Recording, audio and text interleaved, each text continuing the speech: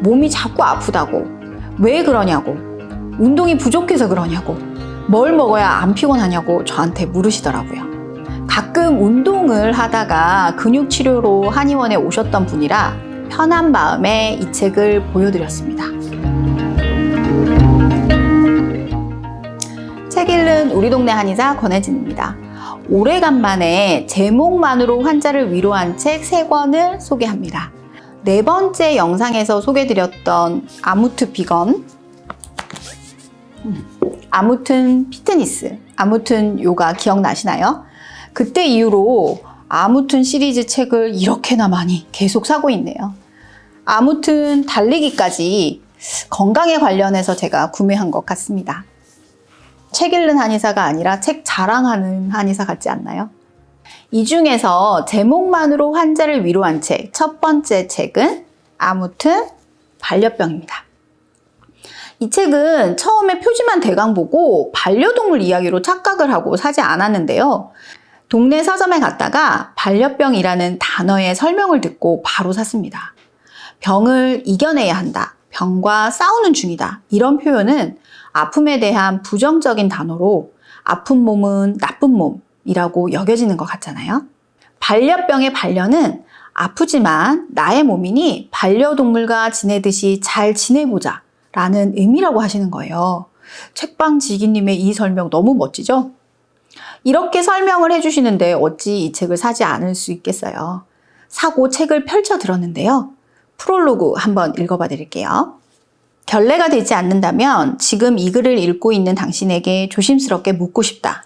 아니, 어떻게 이 책을 펼치게 되셨나요? 아무튼 시리즈에는 술, 서재, 요가, 방콕, 외국어, 떡볶이 등등 그야말로 군침 도는 이야기들이 가득하다.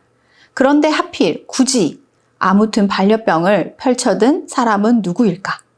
저자분께 대답을 드리자면 작은 병들을 자주 겪는 저희 환자분들에게 펼쳐주려고 저는 읽었습니다. 그리고 환자분들께 선물하려고 이렇게 2권 더 추가로 사두었죠. 이 책을 추천받았던 환자분 한 분은 다 읽고 나니 골골 아픈 이야기가 자신의 이야기인 줄 알았다고 하시더라고요. 병을 주제로 한 기존 책들과 달리 저자는 16년차 평범한 직장인으로 겪은 잔병 치레의 역사를 솔직담백하게 담고 있습니다. 나아가 환자로서 겪은 웃지 못할 에피소드들도 이야기하는데요. 한의원 에피소드도 있으니 읽어보세요. 또한 의료 환경의 문제점이나 잔병을 바라보는 사회의 무관심도 이야기합니다. 제목만으로 환자를 위로한 책 2번째는 사회 적응 거부 선언입니다. 20대 환자가 사회생활이 힘든데 더 나이 들면, 시간이 지나면 적응되느냐고 제게 물은 적이 있었어요. 그때 마침 제 앞에 이 책이 있어서 제목을 보여주고 이렇게 사회의 적응을 거부하며 사는 사람이 있다고 했죠.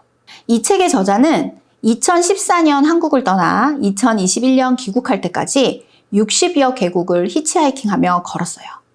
여행을 다녔으니 낭만적 여행 에세이라는 생각이 들 수도 있죠. 하지만 그는 호주에서 쓰레기통을 뒤지고, 그리스에서는 난민 인권 활동을 하고, 이스라엘에서는 반성폭력 활동을, 미국과 대만 등지에서는 동물 해방 활동을 참여합니다. 그녀의 독특한 경험을 책에서 잠시 읽어드리겠습니다. 여느 페스티벌과 확연히 다른 건 레인보우 내에 화폐, 전기, 그리고 고기가 통용되지 않는다는 점이다. 문명 세계에서 흔하다 못해 주요한 이 3가지 요소가 존재하지 않는다는 게 어떤 의미이며 얼마나 특별한 기운을 선사하는지는 도시에서 자란 문명인인 나로서는 전혀 상상할 수 없는 영역이었다.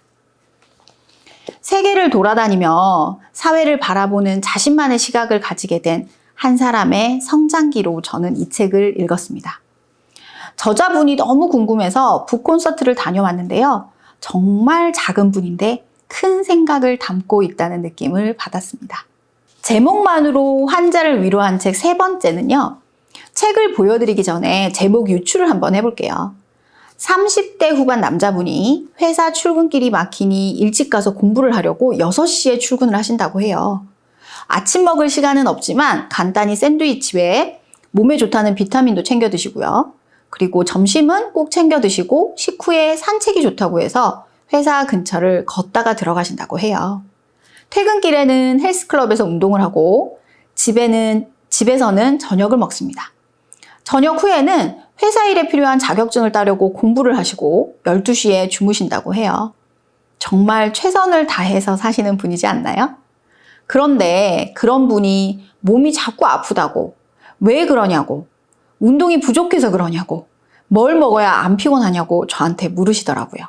가끔 운동을 하다가 근육치료로 한의원에 오셨던 분이라 편한 마음에 이 책을 보여드렸습니다. 최선을 다하면 죽는다입니다.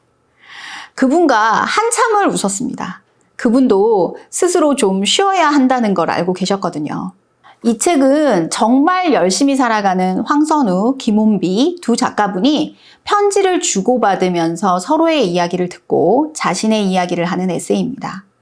누구나 한 번쯤 지나왔을 번아웃과 과로에 대한 이야기를 하며 죽을 만큼 최선을 다하지 말자고 결의하죠.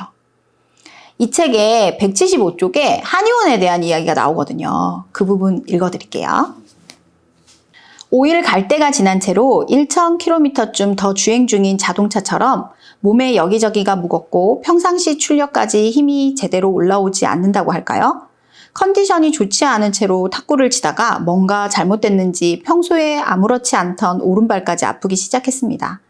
침을 맞으러 간 동네 한의원에서 발의 통증을 설명하다가 그 전에 배 아팠던 이야기를 하다가 왜 몸이 제대로 힘이 들어가지 않는지 모르겠다고 토로했다가 이 모든 게 낯설고 당황스럽다는 하소연에 도달했어요. 친구이기도 한 원장은 끄덕이며 들어주다가 이렇게 답하더군요. 그럴 수 있어요. 한의학에서는 장염 같은 배탈이 나면 몸이 한번 꺾인다고 보거든요. 혼비 씨, 중요한 건 꺾이지 않는 마음이 아니라 꺾이지 않는 몸이었어요. 황선우 작가님이 쓴 부분의 글입니다. 중요한 것은 꺾이지 않는 마음이 아니라 꺾이지 않는 몸입니다. 그렇죠. 쉬면서 몸을 돌봐야 합니다. 책 겉에 있는 띠지의 말. 그만 일하고 더는 아프지 말고 이젠 나가서 놀자고 내 등을 힘껏 밀어준 어떤 우정에 대하여 라고 되어 있는데요. 편지로 서로를 다독이며 번아웃을 놀면서 쉬어보자는 책. 한번 읽어보시는 건 어떠신가요?